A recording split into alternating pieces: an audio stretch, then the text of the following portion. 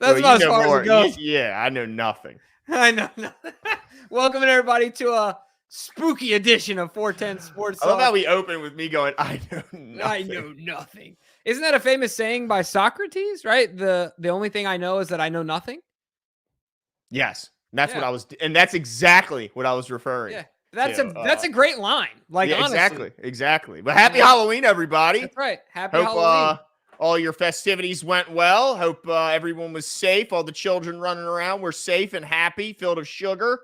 And my son absolutely won the neighborhood Halloween costume contest. What was he? Dude, he was Woody with bullseye. So if you think of a kid dressed in Woody, okay? Yeah. Hat on. Okay. And he had a horse costume. So he was the back legs and held the horse up with the little handles. I like it. Dude, yeah. It was awesome. And everybody thought it was handmade. I didn't want to tell him I just got it at Marshall. Tanya just got it at Marshall's, but we just took the credit and ran with it. Yeah, you know? for sure. Take the credit. Absolutely. Yeah. So it was a good time. What was Cam tonight? You know what? He was a pirate because we originally bought costumes to go to the Renaissance Festival. Got canceled due to the hurricane. So I'm like, guess what? These are now the Halloween costumes. So, nice. Yeah, but it doesn't really, I mean, at his age, it's about the candy. Dude, it's like pursuit to that candy, it's efficiency. And dude, I get it. Sprinting, I had to constantly slow him down, wait for the group. But yeah, absolutely. It was a good one. Let's see. How old is now Jimmy, or can Glenn call you that? How old are you, Jimmy? Or how old is your son? I think is what he's asking. Fly looking yo, you know? Oh, how old is now Jimmy? I think he means your son. Henry's 2. There we go. Yeah. My boy is 2. Yeah, big boy. But we got a lot to talk about. Trade deadline day is today, ladies and gentlemen. And there was a lot of news. I mean, we saw guys going to different teams, some big names changing teams. But that news did not really hit home that much, other than some rumors, which we're going to get into a lot of it. And I cannot wait to bring Cole on here because he was certainly at the center of it on the artist formerly known as Twitter. But you know, one thing I will say, Jimbo, I am very happy to see that the AFC didn't do much. Like, we didn't see those big pass rushers that went to the NFC. They didn't come to the Chiefs. They didn't go to the Pittsburgh, who I heard was sniffing around. Luckily, all the big names went to the other conference. And I'm thankful for that, Jimbo. Yeah, I agree with you there. And I think that's because, I mean, if you look at the moves that were made, it's a top-heavy conference in the NFC, right?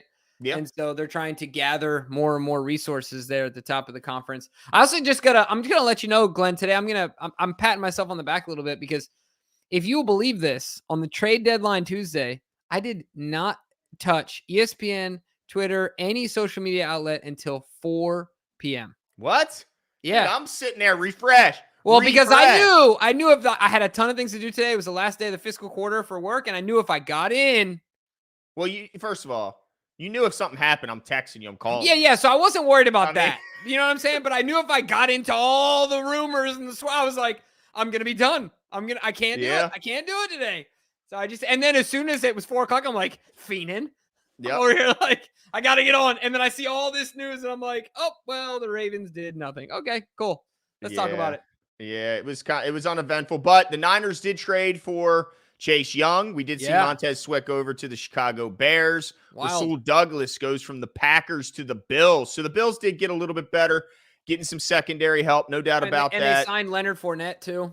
Yep, Lenny's back in. It was really only a matter of time before that guy would kind of make an impact, and he's certainly a 3-down back. He makes an impact, right? I tell you what, he's number 1 ad in all fantasy sports. Let's see. Shout out to Sean, the legend. Bills can't run the ball. Anybody that's there, I mean, they just can't run the ball. Well, yeah, it's commitment, or I think it's more commitment than talent. Sean says, boys, I need your opinion. I had a debate today with a person that watched this show. We debated on Jacobs. Sorry, I didn't think Jacobs is worth a 2nd-round pick. He's not miles better than Gus, and I didn't see anyone out there losing their picks. I think the big thing here is that drafting.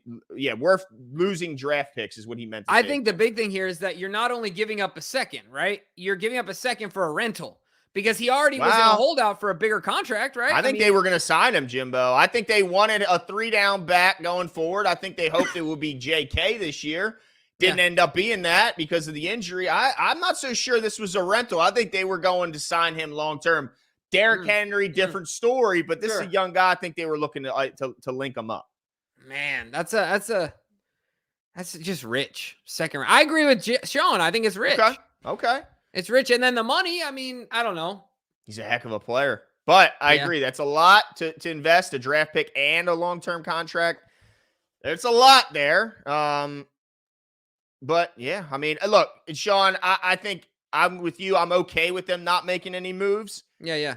But if they got Josh Jacobs, I wouldn't be like, I wouldn't be bummed. He's a hell of a player. Absolutely not. He's a 3-down guy, and he's led the league in broken tackles before. So, I mean, he's a hell of a running back. So, I wouldn't have been mad. But I think that if Eric couldn't get the deal done, I just ultimately at the end of the day, I think I just really have a lot of faith in Eric's ability to trade. Maybe not in everything. Yeah. I have a lot of faith in Eric in general, but he knows his trades. Oh, for sure. You can't say that he's not going to overextend himself just for a guy. Him and who's the kid? Howie might be the best traders in the NFL. Yeah. So I think that's fair to say. Well, let's not make Cole wait any longer. Cole Jackson today was involved in some Twitter drama. People were coming for him. They were calling him all kinds of things, liar being one of them. They say, you don't have any sources. Are you asking the mailman? They're accusing our guy, Cole. So I'm glad that we have him here to defend himself. Welcome back to the show. Mr. Cole Jackson, how you doing tonight? I mean, leading off with Socrates is perfect. As for me, all I know is that I know nothing. Exactly. There you go. Socrates - Cole Jackson. Cole Jackson doesn't know shit as per Twitter. No, it's been good, boys. It's been an exciting couple of days. My Twitter has been an absolute comedy show. I love this type of stuff. So this has been just amazing. Yeah, you know what? We got some stuff we're going to ask you about the film room. I know you got a lot of opinions, and I certainly want to get to them. But let's just jump right into where all the scuttlebutt was surrounding today. Ravens O's Nation says he wanted Derrick Henry. It's all good, though. And since you were, you kind of broke the story, but you were certainly at the center of it. Apparently there was a deal set with the Ravens in Tennessee. Break it down for us, Cole. Yeah, so I don't know the compensation. I don't have those details. From my understanding, anyone floating out what the return was is speculation, but I received a text around 1:30 yesterday that said there was a deal in place, and it's actually been in place for more than a week. So this isn't something that was new. It wasn't something that was nixed because of Will Levis coming in that game. There was an agreement between Tennessee and Baltimore on a Derrick Henry trade. I don't know what was holding it up, but at the last minute, the owner said, we're not doing it, and essentially vetoed the trade. Now, the reason for it, from my understanding, is that they didn't want to trade someone who's been the center of their franchise, the face of their franchise for the last 7, 6, 5 years, whatever it's been, for a mid-round pick. That's kind of essentially, so I don't know what pick it was, but for a mid-round pick. And they didn't think that that would be a good look, so they didn't want to do it. Now, Paul, whoever the fuck, from someone in Tennessee came out with that he asked the front office, was it vetoed by, I think her name's Amy Adams is their owner. Our Steve Biscotti is Amy Adams. No.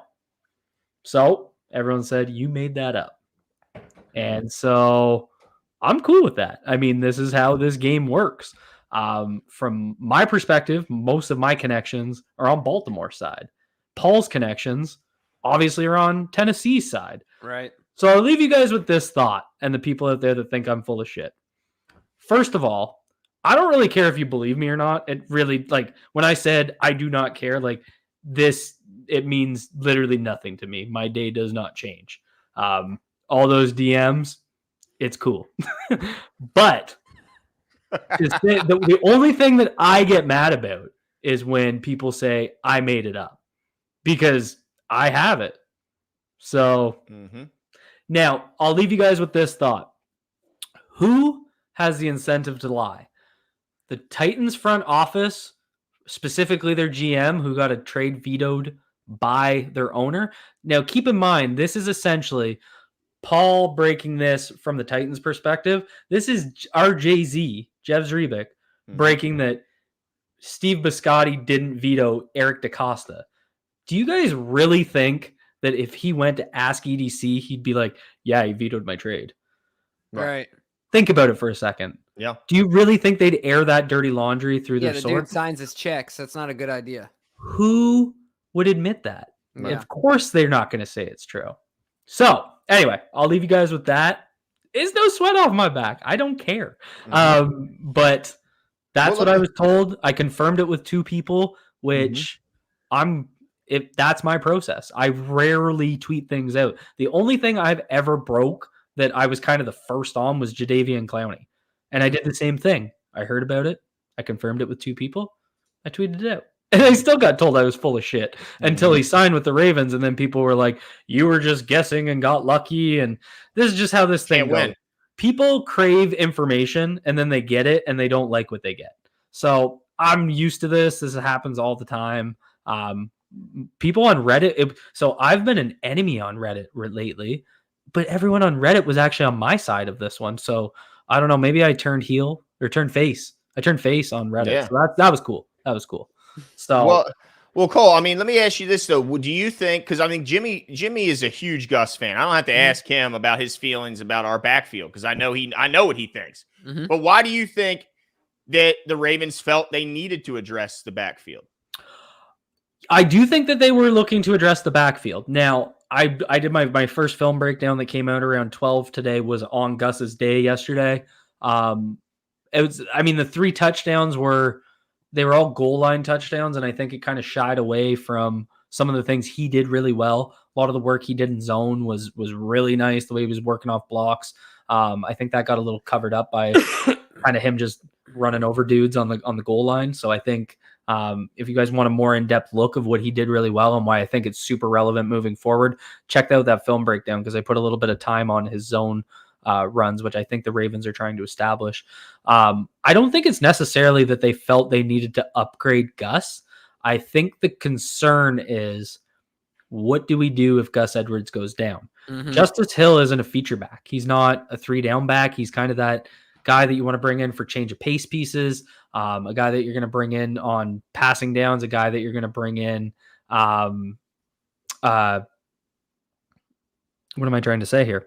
For I guess more. I don't even want to say pass blocking because he hasn't been overly good at it, and Gus has. But that's kind of how he's viewed, right? Yeah. And Keaton Mitchell has already been injured twice. He's a smaller dude, super explosive, we want to see more Keaton Mitchell, but not in a every down role right now. He's not that guy yet. For sure. So what happens if Gus goes down? Melvin Gordon probably becomes it'll be a committee, of course, but Melvin Gordon's kind of their between the tackle runner. And so are you comfortable with Melvin Gordon down the stretch, in January, in late December, trying to, get you to a playoff spot? So that's what I think the reason was. And I actually think that's why they were more interested in a guy like Derrick Henry, because he's a guy that right now is working in a committee and he's seen his efficiency boost by working more with Tyjae Spears, which I think is good. Gus has always been in a committee and always thrived on it. He's never been the guy. He's always worked with Mark Ingram early. Then it was J.K. Dobbins. Now he's actually in a bit of a committee with Justice, and he's still thriving. So this is something that Gus is used to. He's not that kind of like Delvin Cook runner that needs, 5, 6, 7, 8 carries to get into a groove. That's just not the type of guy he is. So I don't think it was as much about upgrading on Gus. I think it was more upgrading on basically who's your feature back if Gus goes down. Who's that guy that if we need 19 carries like we did yesterday or Sunday, they ended up carrying the rock 19 times because they were trying to run out the clock at the end of the game. And to Gus's credit, he was making plays. He was getting first downs. He was keeping the clock moving. So that's what I see as why they would do that. Josh Jacobs, I mean, I only have this, it sounds to me, and I know there was some contrary reports out there. So again, we're in the same situation, right? So I'm just going to tell you guys what I know. I don't care if you believe it. I was told that they were never in on Josh Jacobs. So, I mean, there's some conflicting reports out there. I was told there was never basically an offer made to the Raiders for Josh Jacobs for the reason that it sounds like Josh Jacobs was never available. So we'll see. That's what it sounded like. Man, it's just so wild. Oh, we'll go to Sean's real quick, and then I'll mention what I say. I also just don't believe we needed another running back or an edge player. Our group is getting it done. Yeah, and I think that's kind of what Cole was speaking to. I think that's kind of how we feel as well, Sean. The only concern, of course, is specifically when it comes to the running back room, if a guy does go down, right? If a is guy that not applicable to every position though? Right. Yeah, that's true. I mean, if Gus goes down, if Jadeveon goes down, if Marlon goes down, yeah. I mean, I think we'd be in trouble everywhere if we lose one guy like Stanley. I mean, which I can't wait to get Cole's opinion on Stanley and what's going on there. But I still think it would be a massive loss if he were to go down. But yeah, I mean, I agree. I think the groups are getting it done. But if you could have had a chance with low compensation to make the team better, you do it. Yeah, I agree. The one thing I wanted to mention is just weird some of the different NFL teams' strategies, right? Just you can see what it is today. And like, I don't know. I mean, getting Josh Dobbs was weird to me. Like, why don't you just go? That guy's going to save your season, right? Just lean and you're into hanging it. on to Neal. You're hanging on to everybody. Yeah, that seemed a bit crazy to me. I mean, I don't know. To me, the only untouchable in that roster is probably Justin Jefferson at this point, right? Outside of that, it's like, what are we doing here? Same thing with. Oh, there's another team. I mean, yeah, we talked about Tennessee side, but yeah, the Raiders, like your two biggest assets. Man, imagine what they could have got for Adams and Jacobs. Oh, what are they doing with Adams? Right. They're ruining the guy's career. Goodness gracious. Now, the Seahawks got better, and we're going to have to play them this week. They go and certainly strengthen their defensive line. But I just love that nobody in the AFC did anything. But Cole, I got to ask you, how can because you have a strong opinion on what's going on with Ronnie Stanley, and I just got to know, is this something? Is this concern you think something long term for the rest of the season, or is this something where you think he can build and get better at? Yeah, I just dropped a film room at 7:00 on Ronnie and where his concerns are. So he's a weird case study. But I think his issue is really easy to identify, which is good, but also not good because the question is, how do you fix it? So essentially, his movement skills are still there. He's still he's never getting bent. He's never getting beaten. Well, I shouldn't say never. That's not how he's typically losing when he does lose. How he's losing is he's reaching a set point, and it looks like he can't bend in his lower body to drop his anchor. And so essentially what we saw on Sunday, and we saw it in the Pittsburgh game too against Alex Highsmith, he will just get driven back into Lamar's lap. Lamar's touchdown pass to Mark Andrews, Ronnie Stanley was sitting on his lap like Lamar was Santa, and he flung that pass in. I put 6 clips in the video. It's one of those videos where it is all the bad plays, and that there's still plays out there where he looks great and he does anchor and everything's fine. I just personally think you learn more from your losses than from your wins. So, I mean, it's not intended to be misleading and be like, all he does is get beat. It's not really that. It's just he loses the same way every time. So it's kind of interesting.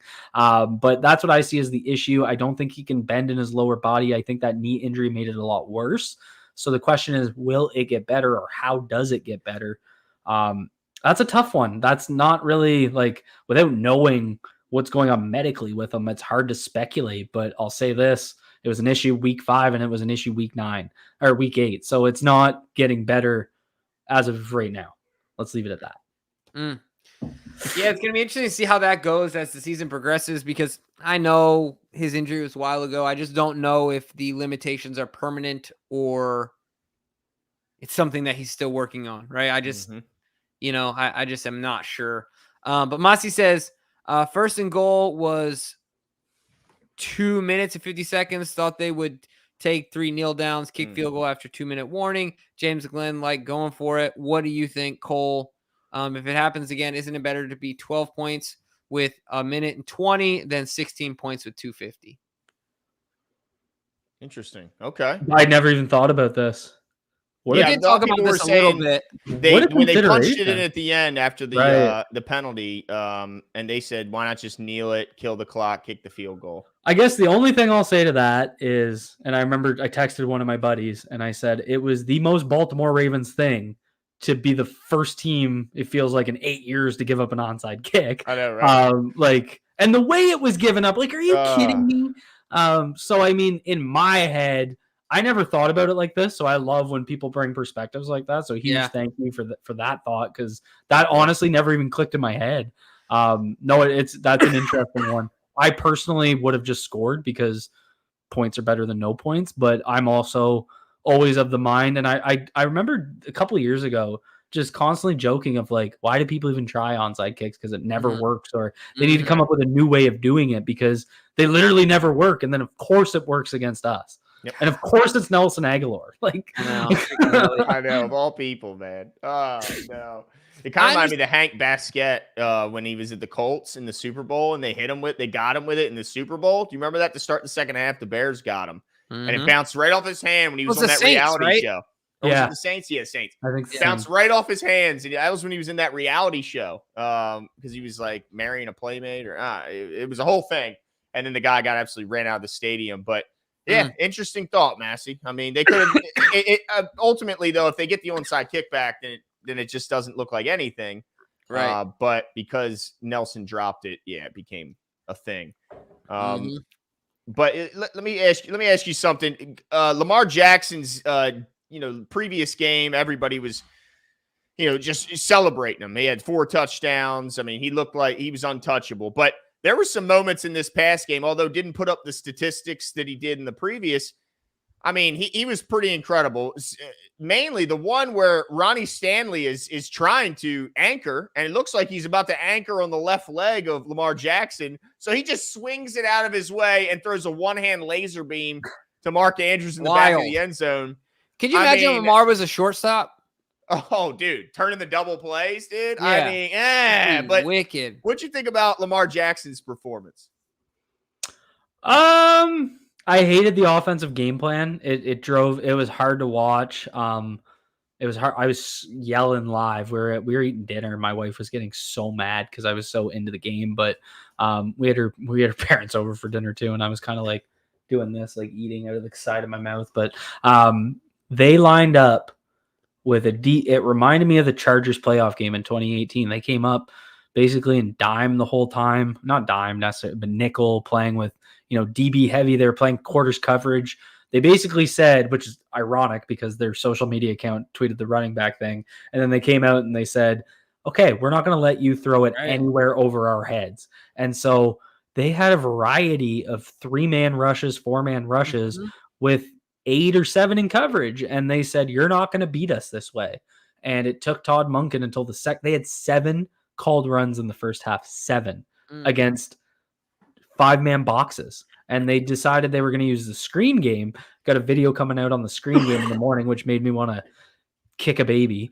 And ideally not my baby, but they essentially were going to use the screen. Yeah, they were going to use the screen game as an extension of the run game, and it was tough. It was tough. It was tough. So I think Lamar didn't have his best game, but it also came within a bad game plan, I think. So that's kind of the added context I think that needs to be added in there, because to just be like, oh, Lamar's not really put in a position to succeed, in my opinion.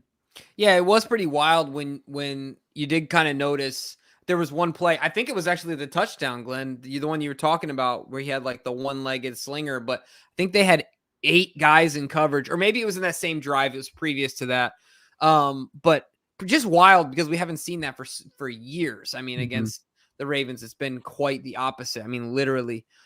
So I'm okay with that ultimately, though, Cole and Glenn, because that's an easy problem to fix in my mind. Like, for a team that knows how to run the football, it's in our DNA, like Old Bay seasoning. So, I mean, this is just gonna. I mean, I think that I'm okay with that. If that's our biggest issue offensively, Todd Monken, I think, will get it right. But I understand your point, Cole. I totally get it. All right, you want to catch up with a few of these super chats real quick? Okay, nice. I start to get anxiety, DK, when they like line up on the sides. I'm like, okay. Krista says, I'm a Ravens fan. Roommate is a Seahawks fan. We're going to be more for the first time to watch the game. Awesome. Hope the boys give me a reason to talk smack the whole way back. Yeah, well, Carissa, awesome. I mean, you know me, if you've been watching the show, talk your talk, because we're winning this game. Yeah, that's a tough travel for the Seahawks. Yeah. I think you're going to be, you're going to have the smack talk on your side. You'll be good to go. But it's a tough game. I mean, they're a good team. But look, I like our chances in the bank anyway, but especially in the against NFC, the team. Lamar still only has one loss in the NFC. I don't think that's changing on Sunday. No, absolutely. And congratulations going to your first game. That is so cool. Hope you have an absolute blast. Hope the weather's good. That's one thing that can be rough in Baltimore as you get later in the season. Just ask DK. If it's a cold, windy day, it can be absolutely brutal out there. But shout out to Carissa. Hope you dress warm. Dress warm. Remember the last time we played them in 2019? Yeah. That was in Seattle, but it was basically in a monsoon. Yeah. Miles Boykin, 51-yard catch. Don't forget that. Oh my gosh, Miles Boykin! Holy smokes! I do remember that grab because we were all like, "What just happened?" Yeah. We're like, "He's arrived." Let's see here. Sean says, at the end of the day, my stance is this. I want the Ravens to win it all. However, I don't want them to mortgage their future for one Super Bowl. I want them to stay competitive. Well, I think if you win the Super Bowl, it buys you some lean years. Just look at what the Rams were able to buy themselves. And I think they're in for some tough years. But the worry, it's more so not just if they win and then have lean years. It's more so if they come up short after going all in, don't win, and then they still have those years where they don't have draft picks and they have a tough and they're kind of rebuilding. So that's the more risky. If you win, that buys you time. That gives your fan base, we just won one. It's okay. But the worry is if you go all in, you mortgage the future, and you still don't win. That's the worst case scenario. And I think that's what the Ravens do a good job at always avoiding. Yeah. Cole, I want to ask you your opinion on how the wide receivers played. Bateman, to me, he's still lacking some confidence, but that was a hell of a catch to go steal that interception away from the defender there. And then also wanted to get your take on what you saw from OBJ, not making the plays, but still kind of making the plays by picking up the penalties. Man, did he scare the life out of that staffer or what? Yeah, absolutely. Oh my God. I was pissed. I might put a little compilation together of the different, basically all of his targets, OBJ. It just felt like they were forcing him the ball. It has felt like that in this game. And then what was the other game where I felt like that too? Was that the game where they threw the fade to Steelers, right? Steelers. The one where he smashed the guy in the face near the goal line. He had the football. The guy ended up going out of the game. Was that the Lions game? I don't recall. I don't recall him Titans, like Jeffrey Simmons? No. I'll find it. I'll get back to you. I would say, that was kind of my take. OBJ, what they need to do with OBJ is put him in the slot where he can do a little bit more free release work. He doesn't seem to have the juice anymore.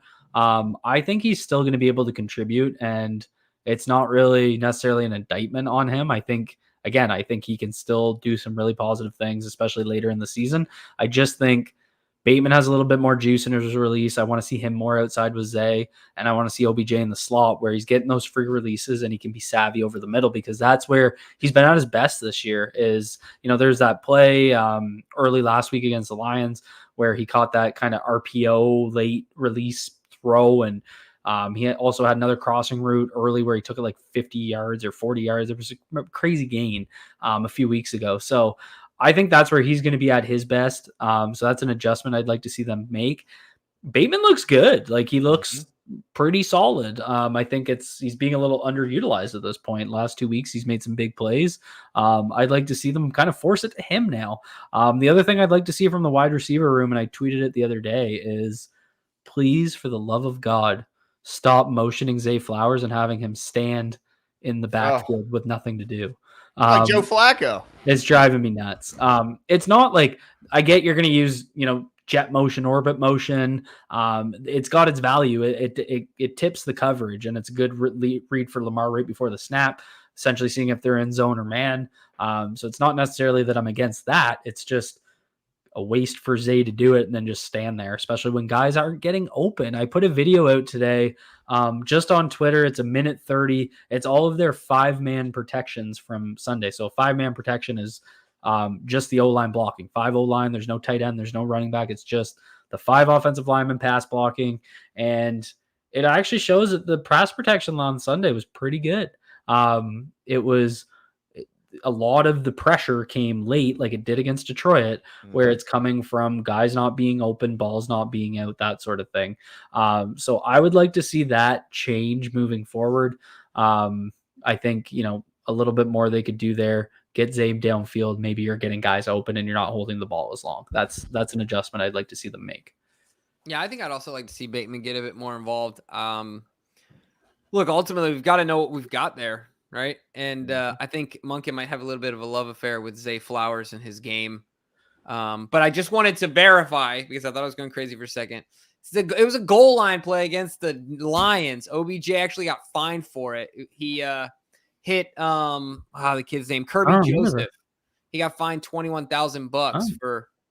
I did see him get fined. I saw he got fined, and I was like, didn't he get fined a couple weeks ago? Third fine already. These fines are such a joke. Did you see that fine they gave Jalen Warren, the running back for the Steelers, for stepping up and pass blocking?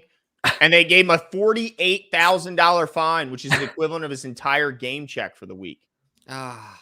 Dude, and literally all he does is pass block. Like, I cannot find. It's so the most innocuous looking play. It's so confusing. He doesn't hit the guy low. He doesn't hit the guy high. It was Aaron Donald. He was trying to pass block. And Aaron Donald just dispatches him. And then he gets the $48,000. You got to protect Aaron Donald at all costs. So. Yeah, I guess so. That guy needs protecting. I mean, the guy that trains with knives. Massey says this team is still better than 19 and 20, right? Still no excuses not to make the Super Bowl. Chiefs, Bills have regressed. Only team fear are Bengals. I can't take another Super Bowl without the Ravens. Even media like Cowherd ranks the Ravens #1 team. Well, this is not the first time Colin Cowherd has been, a fan of the Ravens and putting them at #1 on their power rankings. But look, it's a good team that can win against anyone. They've shown that, but they also have shown inconsistencies, and they've looked bad against anyone.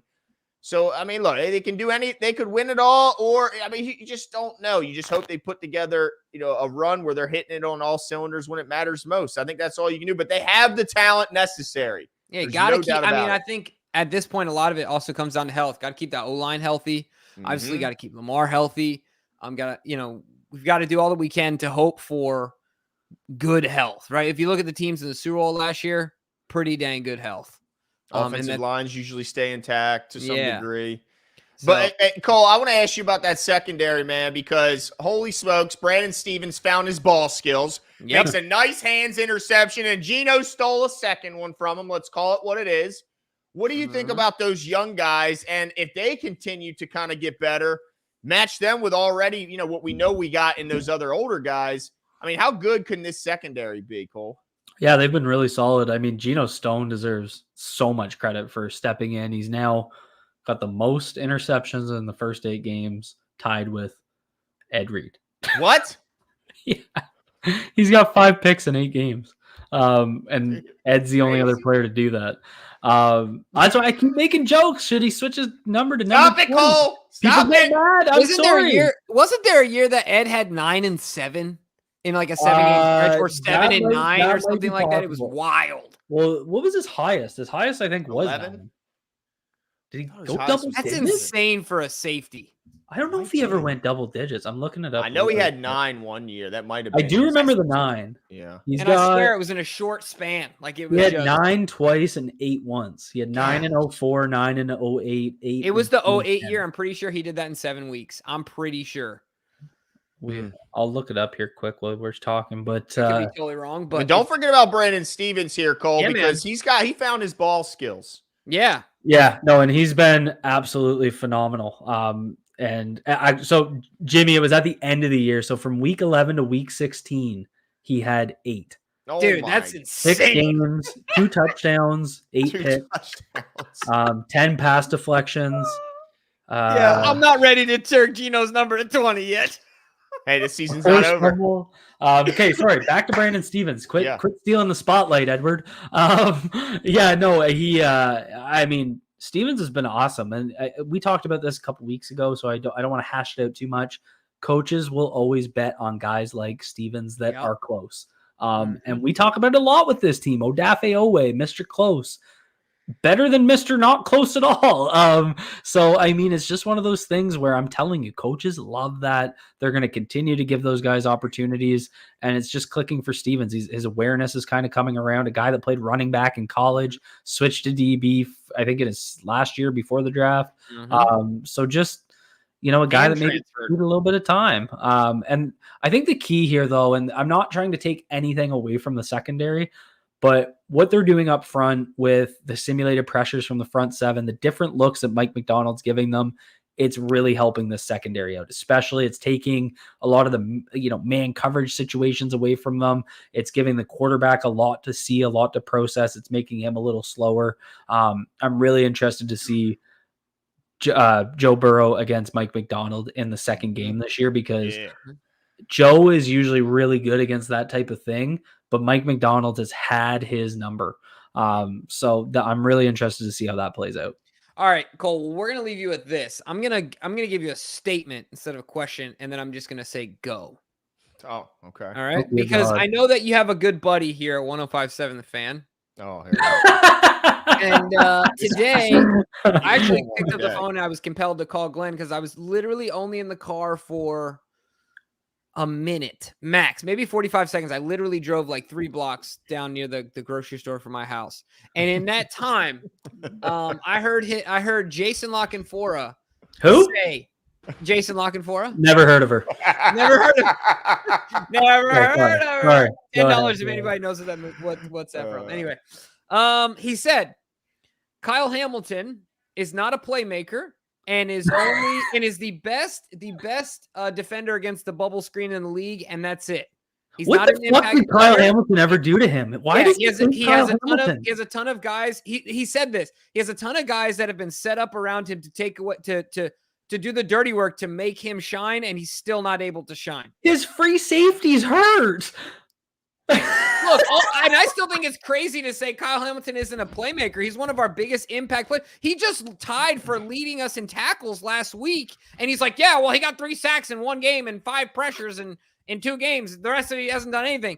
First of all, he just led us in tackles. He makes incredible open field tackles. Like, Kyle Hamilton is in the middle of his Jimbo, career. Tell him about what he said about Linderbaum. Oh, yeah. Okay, yeah. And then I'll let you go. See, I'm already like arguing for you. Let me give you a little bit more, and then I'll let you go. I'll let you go as in I'll let you respond. But he said EDC drafted Kyle Hamilton number 14, and he could have got him in the 2nd or 3rd round. And then he got a center at the end of the 1st. And he was like, huh. He's like, he basically was trashing Eric DaCosta. That's what he did in his 1st round. I'll tell you right now, and we're gonna see it probably next week. I think we're mid-season. It's so screwed up with the 17th week. Yeah, I don't like it. It'll be next week. So everybody's going to be putting out their first half season Pro Bowl teams, right? This, all the analysts do it, all the national sites. Guess who's going to be on a couple of those teams? Kyle Hamilton and Tyler Linderbaum. Yeah, both of them. Easy. Tyler Linderbaum is currently ranked the 3rd best pass blocking center in the National Football League. Him and Kevin Zeitler didn't allow a pressure last week. And Tyler missed a couple games. So in 6 games, he's allowed 6 pressures. All 6 pressures were hurries. The quarterback has not been touched this year due to Tyler Linderbaum. Run blocking already was last year one of the best run blocking centers in the league. He needed his pass protection to take that step. Statistically, took that step. On film, took that step. I mean, it would cause, I guess, here, I found the disconnect. Okay, here's the problem. Jason Lockenfora would actually have to watch the game to know that. But, I mean, this is just base knowledge, right? Like, go to a website and, like, just kind of look at some numbers and to inform yourself if you're going to talk. Yeah. As for Kyle Hamilton, I guess Kyle Hamilton's not a quote-unquote playmaker in the sense that he's getting takeaways all the time, in the sense that, he's, the pick guy of a free safety, or, a forced fumble guy that you see in a hard-hitting strong safety. But what Kyle Hamilton does, he is one of what I said earlier about what Wink, I keep calling him Wink, what Mike Macdonald is able to do for the secondary. he's able to do a lot of that because he can literally line Kyle Hamilton up in 85 different spots on the field. And that's what I think people don't realize. Just what he's able to do and the way he's looked in coverage this year has been night and day. He hasn't allowed very much. When he does allow a catch, it's an instant tackle. He had some early issues with missed tackles in his career. He's kind of corrected those. It's just not an issue anymore. So, I mean, he's not a playmaker in the sense that he's getting those takeaways, blah, blah, blah. But he's a playmaker in the sense that he's literally enabling this defensive coordinator to do things that national film people who dive into defensive football every week spend their days studying what Mike Macdonald is doing. They do that because a guy like Kyle Hamilton, and give credit to others like Roquan and Patrick Queen are allowing him to do that as well with what they do in the front seven. But Kyle Hamilton is a huge piece of that. And the one thing I want to point out is that, just like you said, Cole, easily watching the game simply means that just because an interception doesn't occur doesn't mean you're not making a play. Making a tackle in a one-on-one scenario where you are the last line of defense and that's it, and doing so on a regular basis is a huge deal. What game was that where he got the ankle tackle? Was that the Bengals game? Off the screen. Might have been, yeah. Do you remember that? Yeah. Yeah, on the right side, yeah.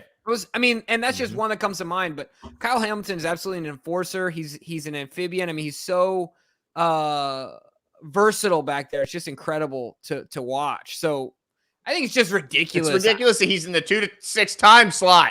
He's the only show in town. I hate it. It really is unfortunate for you guys because I used to tune in all the time, and like I would just do it on like iHeartRadio or something where you could listen to something. And this was kind of before I knew who was who.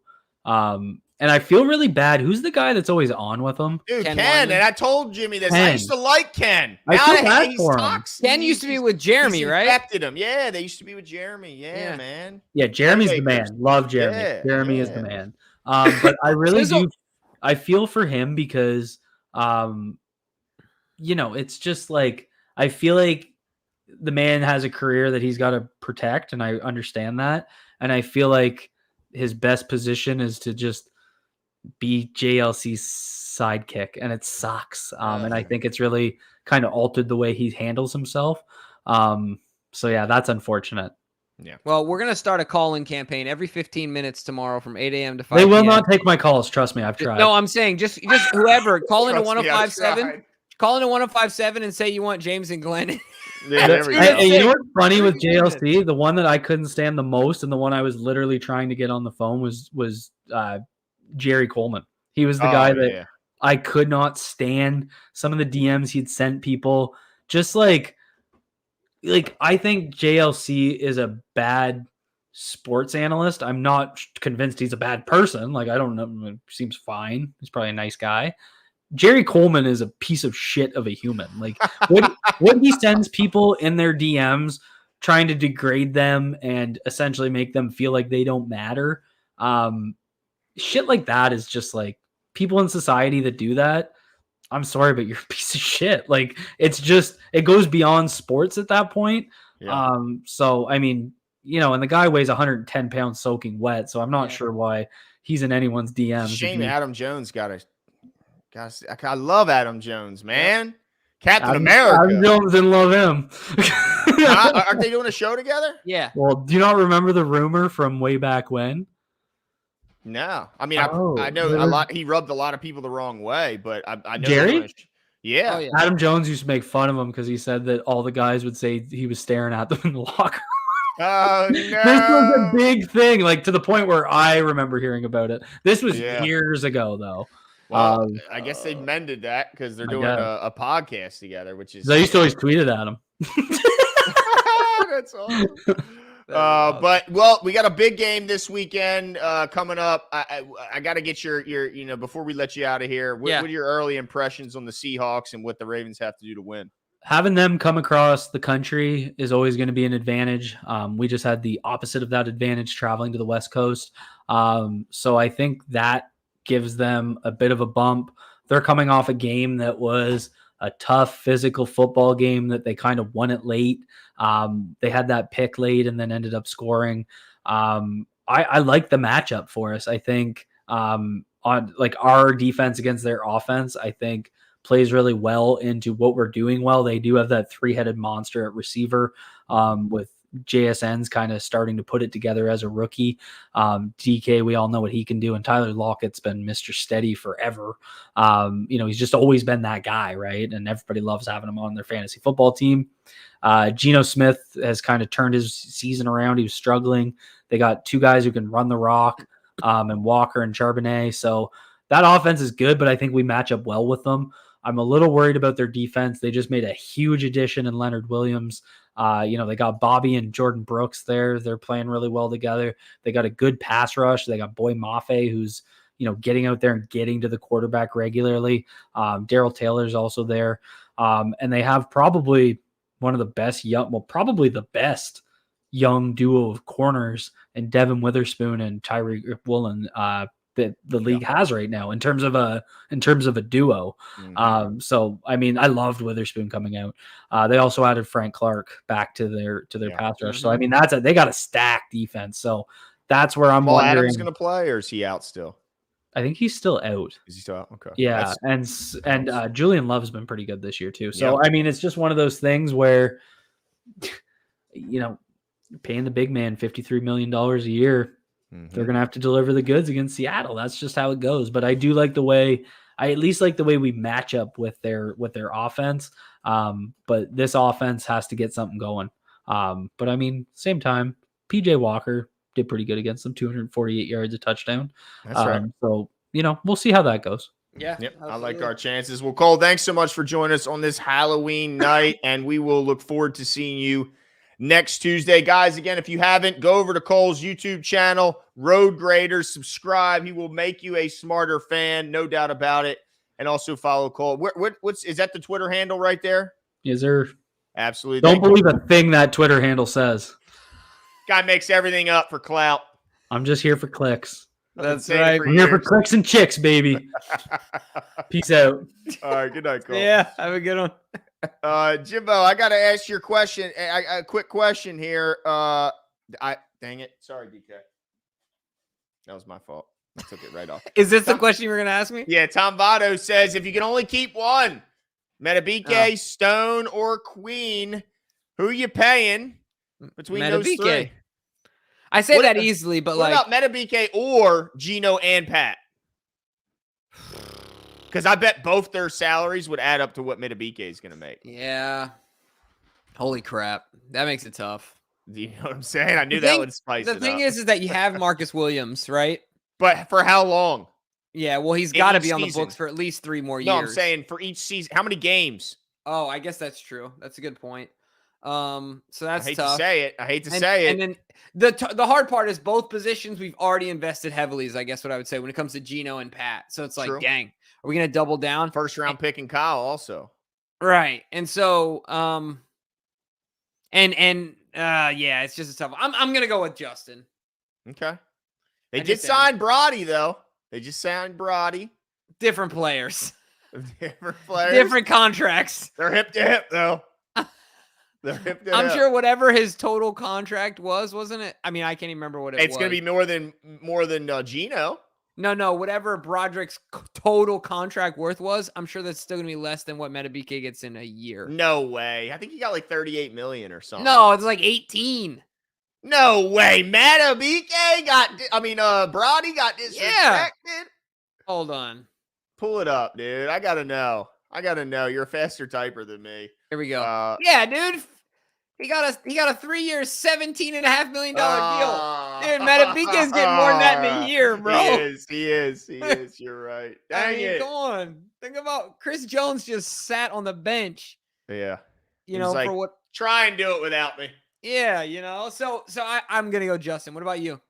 Yeah, I agree. I think it would be Justin if I can only pick one. But if I could pick Geno and Pat, I'd probably lean towards both of those guys over Justin. I just feel like if Justin Metabike can continue to improve and play at the level he is, dude, problem. Yeah, he makes. Yeah, it's much more of an issue for an offense. to game plan for a guy like that, right? There's not many D tackles you can line up at D end. Exactly. That's why those guys get paid. It just clearly is why. So give me a break, Lisa. All right, give me a break. No, I didn't even see that. I love it. Get him, Lisa. Get him. Don't let him All right, SMKG says, understand that EDC didn't like running back deals. Feels like missed opportunity. Super Bowl window is now. Is he saying I didn't understand or that he does understand? I think he's not happy. Okay, Super Bowl window is now with no dominant team in AFC. Thought we needed another playmaker with Lamar. Only throw the ball 25 times per game. They don't like Gus as much as we like Gus, Jimbo. That's what it is. Everybody's ready to just turn their back on the kid. All he does is produce, man. That's it. Yeah, and we were talking about this during our fantasy draft. Who's the kid? The Redskins kid? Is that Brian Johnson? Yeah. Brian, I think he had almost 100 carries more than Gus last year or something crazy like that. Or 100 touches, and they had the same number of yards within like a 60-yard difference. Something ridiculous. I mean, look, the kid just produces. Just leave him alone. Let him produce.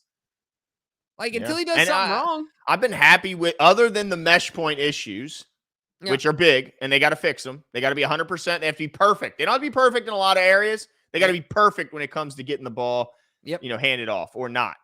But other than that, I've been really happy with Justice, and I think they can correct those issues. And once they correct those, I mean, I like our guys. And the whole what if he gets injured, you could say that about every position, I feel like. Like, I get, what if Gus gets injured? Okay, but couldn't we say that about everywhere? Like, I mean, I don't know. I don't like just, well, we'll get Derrick Henry, because then, like, what does that mean for Gus? I mean, I guess they would have tried to find a way to give Gus, Derrick Henry, and Justice Hill work, but I don't know at what cost. I'm okay with our guy. I don't think that was as big of an upgrade that we needed. I just don't. Yeah, I agree. And Glenn, you brought up a great point earlier, because everyone is saying it's not about Gus. It's about what do we do if he goes down. But that's fair to say about any position. It's not about Lamar. It's about what if Lamar goes down.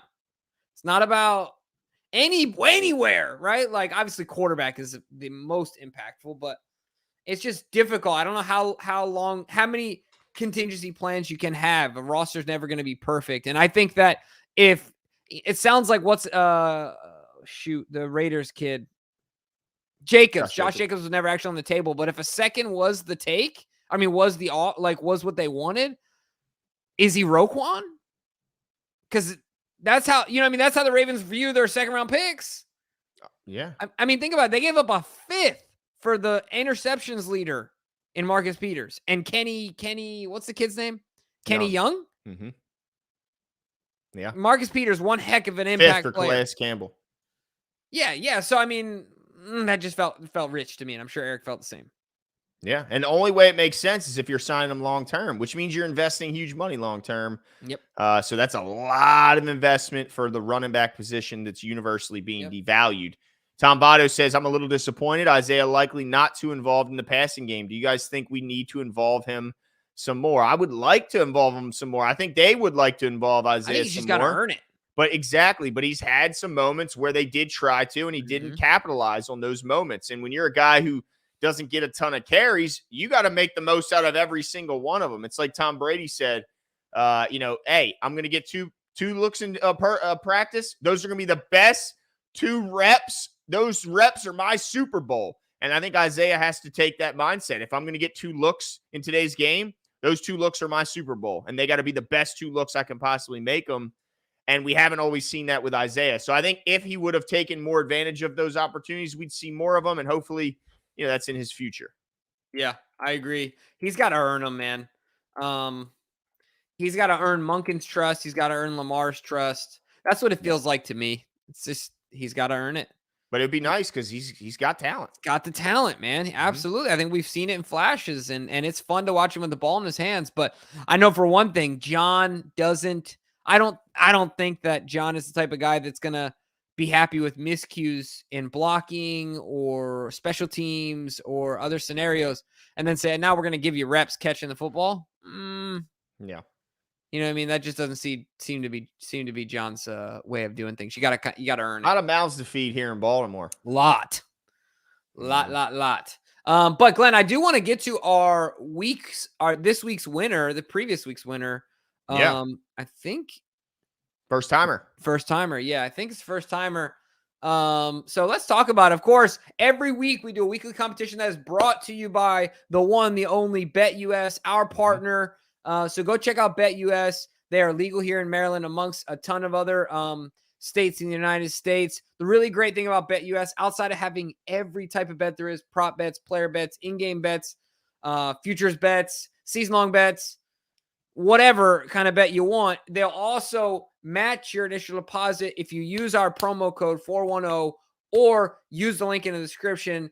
And they'll not only match up to $2,500, they'll give you an extra 25% bump.